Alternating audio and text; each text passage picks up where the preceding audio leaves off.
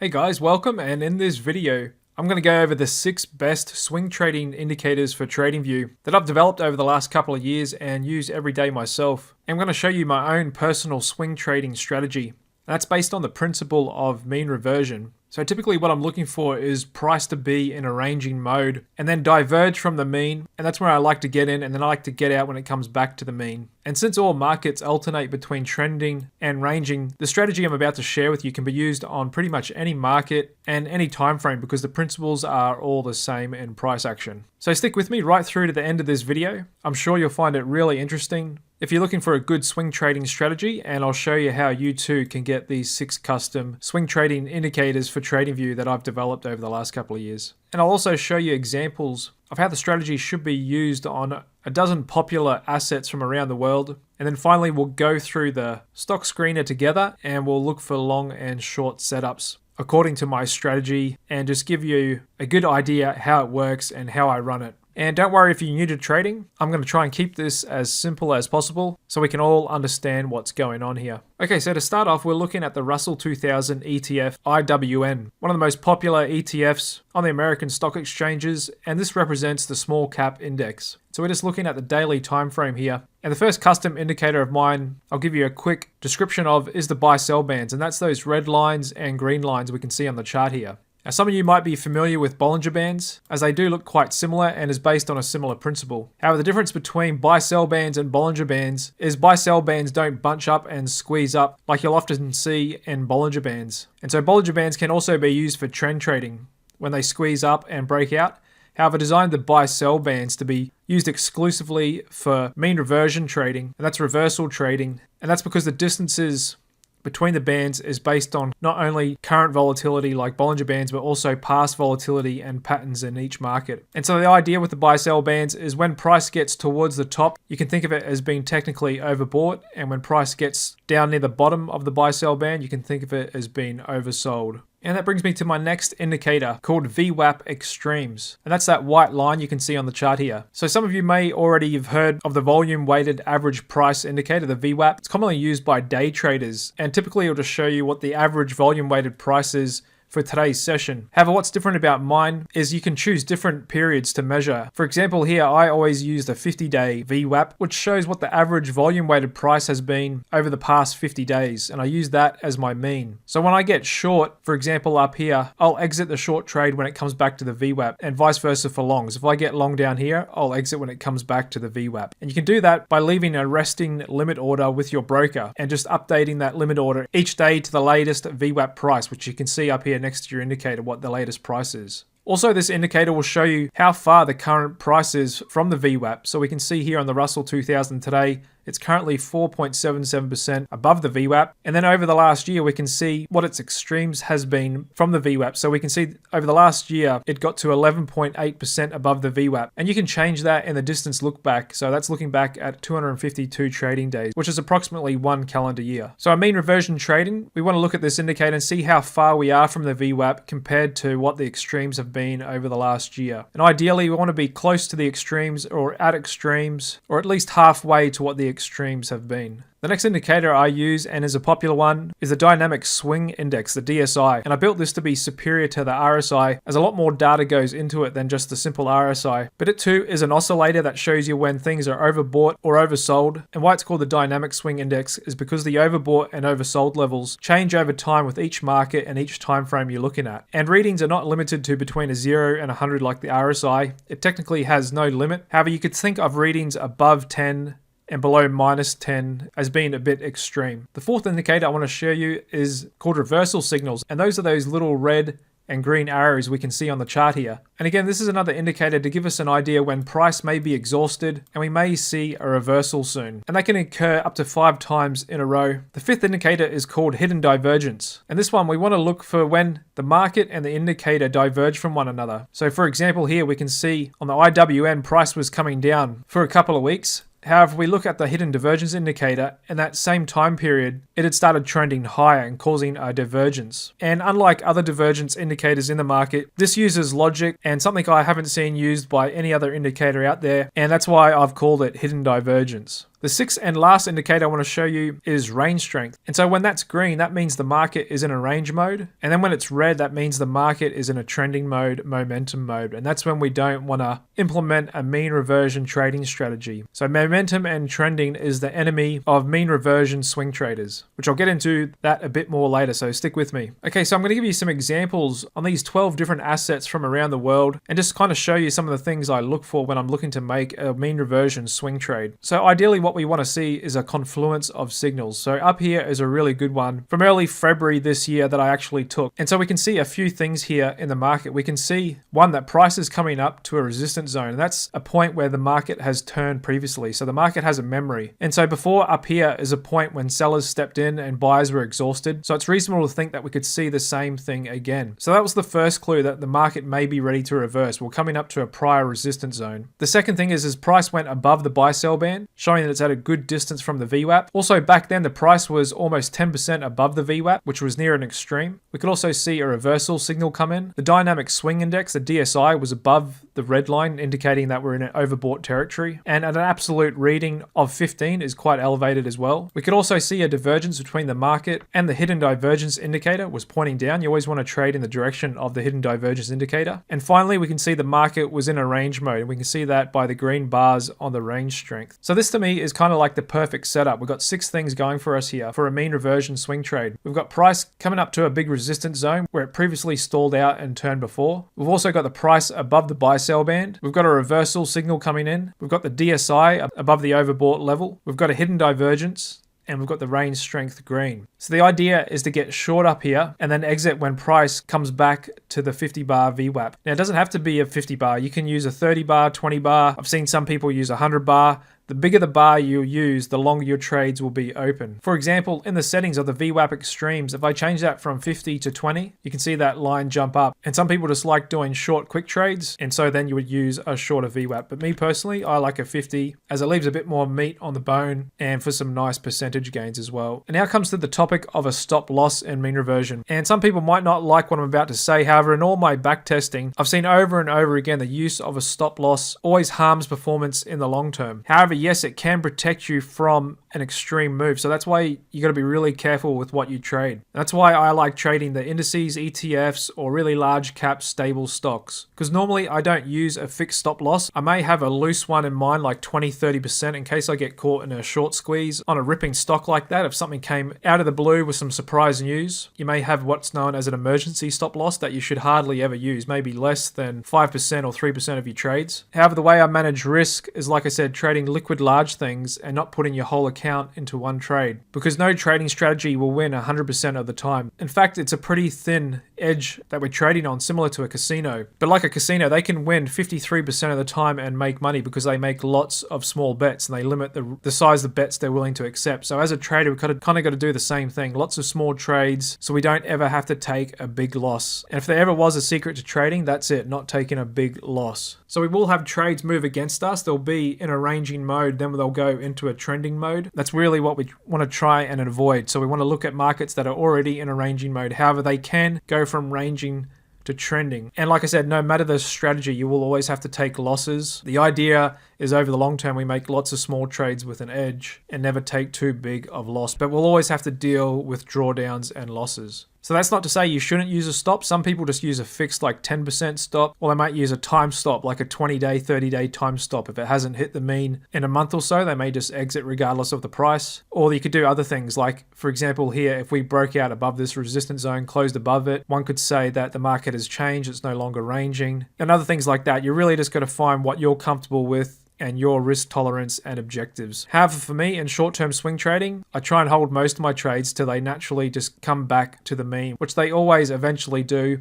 However, that mean can get higher against you on shorts and lower against you on longs. However, like I said, in all my testing, it's normally best to always try and hold out until you do get that reversion back up to the mean. Okay, let's go through a bunch of different markets and have a talk about what we see. Here's Microsoft, and this is a good example of a stock I wouldn't do a mean reversion play on. And we can see that in the range strength, which has been red, showing that there's been a lot of momentum and trend in the market. And like I said, momentum and trend is the enemy of mean reversion traders. So even though we've been getting some signals, you could say there's some divergences, we've gone above the buy sell band. Because of this momentum, I wouldn't short Microsoft here, even if we went above the buy sell band. What I'd probably be more interested in is if price stalled out and then we went down below the green line, got a bit more green on the range strength, and I could do a dip buy. Because then you kind of got the wind at your back with this past momentum. But if we just scroll back to the last trade that may have met our criteria, it was probably back here in early February when the range strength was green. We went above the buy sell band on the DSI. There wasn't too much of a hidden divergence and didn't really look to be any recent resistance around there. However, like I said, we're looking for a confluence of things. We don't need all 6 things to always line up to take a trade, but ideally the more the better. And you can combine this with other parts of your own analysis as well. Like I said, these indicators are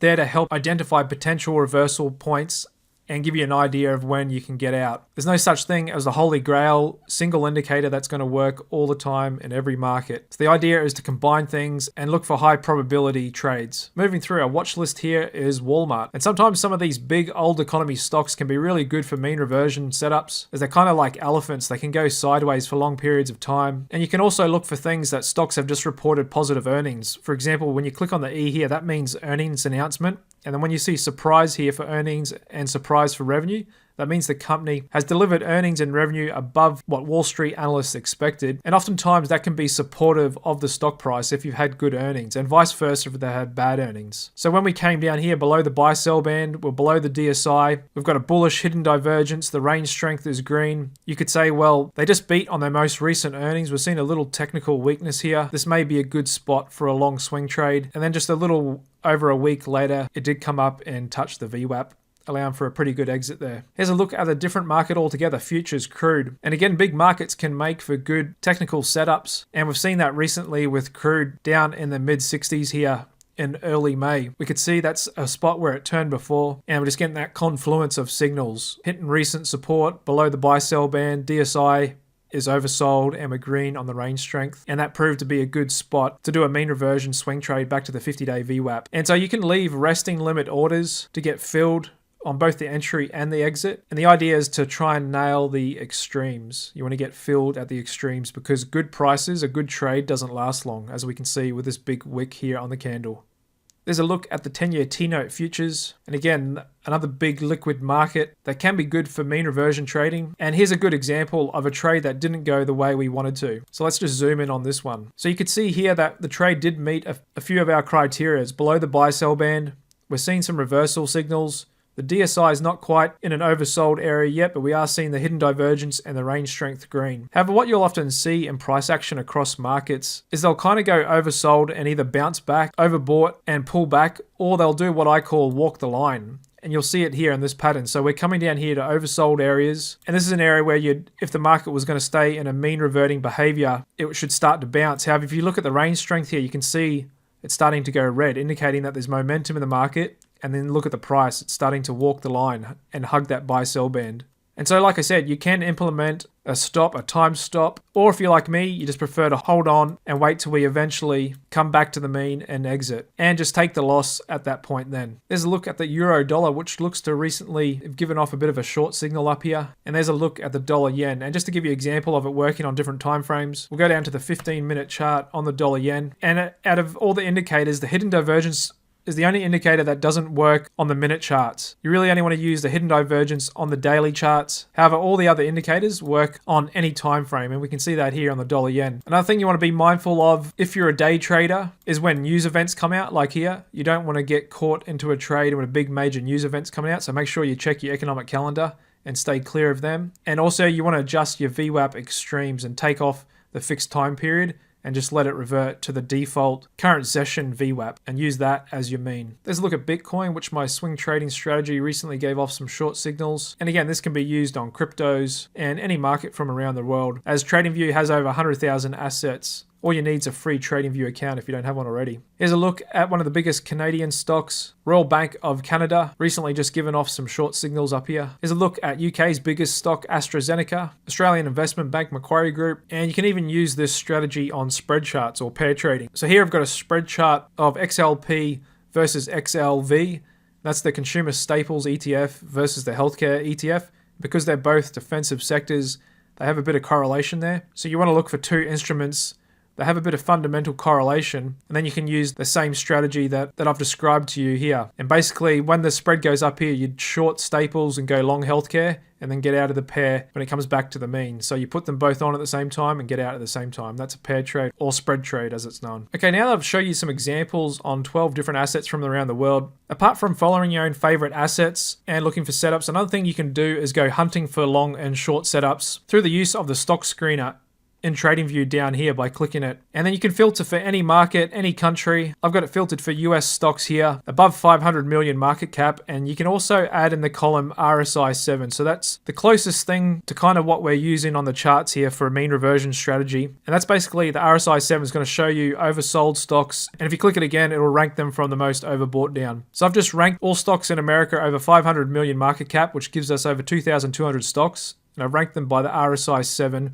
And we'll go through each one and we'll look for a couple of long setups. Then we'll do the same thing for some short setups. Okay, so usually the first ones are really hammered stocks that typically I'll stay away from, especially stuff like biotech and pharmaceuticals, and just look at that price action. That's been absolutely hammered. And as a mean reversion trader, that's not something I want to be a hero and step in. And especially with this number here. This number here on TradingView represents the amount of days until the company reports their next earnings. And so I don't like to hold trades going into earnings, as it can often be a binary event and the stock can gap up 20-30%, and it's not something I want to gamble on. So typically I'll take all my trades at least 20-30 days out before earnings, or wait till after earnings, or get out before earnings release if I'm still caught in a trade. And just looking at the price action, even though we're way oversold on the DSI, you could think of it as like a rubber band, and the rubber band's snapped that it's so oversold at minus 27. And we can see that even the hidden divergence is still pointing down, and the range strength has gone red as well. So this is, even though we're below the buy-sell band, we've got a reversal signal. That's not a chart or price action that I would step in and buy here, because even though it looks really oversold, it could still continue down and slide in really hard, and who knows when it'll eventually bottom. Let's keep going through, look at the next one. This one's a little similar but not as bad. However, even though we're still green on the range strength, I can see it's only just 2.7 points above neutral and about to go red. There's a lot of negative momentum in this stock. There's no prior support. We're breaking down to new lows, and again, this is not a one I would buy either, especially being a risky biotech. Let's keep going through. Here's another one on this E, that means they've just completely missed on their earnings. The stock's been completely whacked, and even though we're still green on the range strength, again, that's not one I would fade, as it looks like a really heavy waterfall price action pattern there. Here's the next one, BRCC. This is a food company. Doesn't look too bad on all the indicators, except we are breaking down to new lows here, so I probably wouldn't take this one. However, on all the other indicators, it doesn't look too bad. I would have just liked to see the price a bit above a 3 or 6 month low. And here's a setup that I might add to my bullish watch list to look at a bit further. That's Rocket Pharmaceuticals. We can see we're coming down to the buy-sell band. The DSI is oversold at almost negative 14. We do have a bullish hidden divergence, with the hidden divergence in positive territory as well, which is something you want to look for. And the range strength is still green, but getting near red. And we do see some price support from back in early April around this level. And we can see we're about 17% below the VWAP, but the VWAP has gotten 27% above the price has gotten 27% above the VWAP over the last year, so it's not at a huge extreme here. However, if we got down towards these support levels around the low 17s, or maybe even the mid 16s, that may be something I'd look at as a potential long swing trade. However, being a biotech, I'd want to have a smaller position size than that, because you can also tell by the distance from the VWAP, there's a lot more profit potential percentage-wise, so that means we could have a smaller position. But being a biotech, there's more tail risk with some unforeseen news, and so that definitely warrants a smaller position. However, some people prefer not to trade biotechs at all because of that tail risk. Here's one I don't mind the look of, technically speaking. Getting close to going underneath the buy-sell band and underneath the DSI. Positive on the hidden divergence, positive on the range strength. However, we've got earnings coming up in 7 days. So that's probably one I wouldn't want to get into, because typically you're going to need at least a week or two on average to come back to the mean, and I don't want to have to exit early before earnings. Okay, so let's click on the RSI 7 column again and rank all the stocks in the market from overbought to oversold, and we'll go through each one and see what we can find.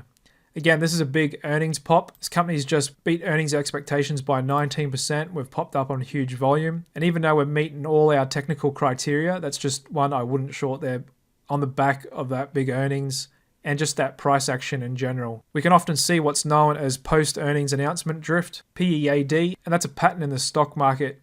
When companies report good earnings, it can often cause a drift in the stock price for several months afterwards. Let's keep going through and have a look. The next one is a REIT, and we can see On the range strength, it's just been persistently red, and that's that parabolic momentum in the stock price that we want to stay away from as mean reversion traders. Let's keep going through and look for a setup. That one's not quite at the buy-sell band. That one looks to be walking the line and going back into a trend mode. This one looks a bit better technically speaking. However, it is a pharmaceutical, and generally speaking, I won't short pharmaceuticals unless it's a large company. This one's only 3 billion market cap, so I probably wouldn't short that, even though technically speaking it meets my criteria. And also, not to mention, we've got earnings due out in 8 days, so I definitely wouldn't hold a biotech pharmaceutical short going into earnings. And here's another one that kind of meets our technical criteria. However, look at all this volume and swift price movement up. That looks like it could be the start of a strong trend. So even though that isn't showing up on the range strength just yet, again, that's the one I wouldn't short. And again, this just shows you how hard it is to find good setups, which it should be. If you've got a strategy and you can just find setups all over the place, all over the time, well, in my opinion, that's not really a good setup, because good setups are often far and few between. And so here's one that may be a good setup. And apart from the hidden divergence indicator, all the other indicators pretty much meet our criteria. We've got a resistance above us. We're above the buy-sell band. We're overbought on the DSI.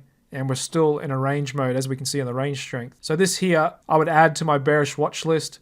And we're still 44 days from earnings. So this is one I would maybe look at potentially shorting. Okay, back to the Russell 2000. And so that should give you a bit of an idea of how my swing trading strategy works and kind of the things I look for. And like I said, you'll rarely see a perfect setup. So you don't have to have all the indicators lining up, but ideally the more that are, the better. And like I said, it's just a matter of making a lot of small trades with a small edge with good risk management. So no one trade can blow you out of the water. And then just like a casino, you grind out that edge over time and just put up with the ups and downs. And so if you'd like to get access to all these 6 custom indicators that I developed for this swing trading strategy, then just head over to my website, clickcapital.io/swing-trading-indicators. I'll put the link to this page in the description, and you can get lifetime access to all 6 of those swing trading indicators I just showed you for just a one-time payment of $97. And that's a $200 discount off the normal price if you just come to my indicator store. And if you were to buy all the indicators individually, hidden divergence, buy-sell bands, range strength, VWAP extremes, and the dynamic swing index, that would cost you over $300. However, on this page here, because you're watching this video,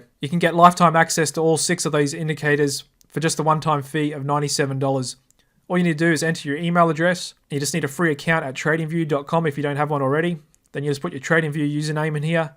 Safely check out, give us a few hours, and you'll soon see all these indicators show up in your invite-only scripts tab inside your TradingView account, and you can add them to any chart, any time frame you like. And there's no ongoing subscriptions or sneaky upsells or anything else like that you see out there. It's just a simple one-time fee of $97. And you'll have these indicators to use forever. And if you decide they're not for you, no problems at all. I do offer a 7-day money-back guarantee. Just send an email to support@clickcapital.io and we'll refund you if you decide they're not for you. So click the link in the description of this video and you'll come to this page, my website, and you too can get lifetime access to these 6 indicators that I've showed to you today, and nobody else out there has these. I've been a premium member of TradingView for 9 years, and I've spent hundreds of hours designing, testing, coding, tweaking, and building these indicators to be superior to the basic free ones out there that most people use. I don't really use any basic free indicators anymore. All I use is my own custom indicators. And what I've showed you is exactly how I run my own short-term swing trades. And that pretty much wraps it up for my swing trading strategy. I hope you found some value in this video, and I look forward to sharing access of my custom swing trading indicators with you as well. Cheers.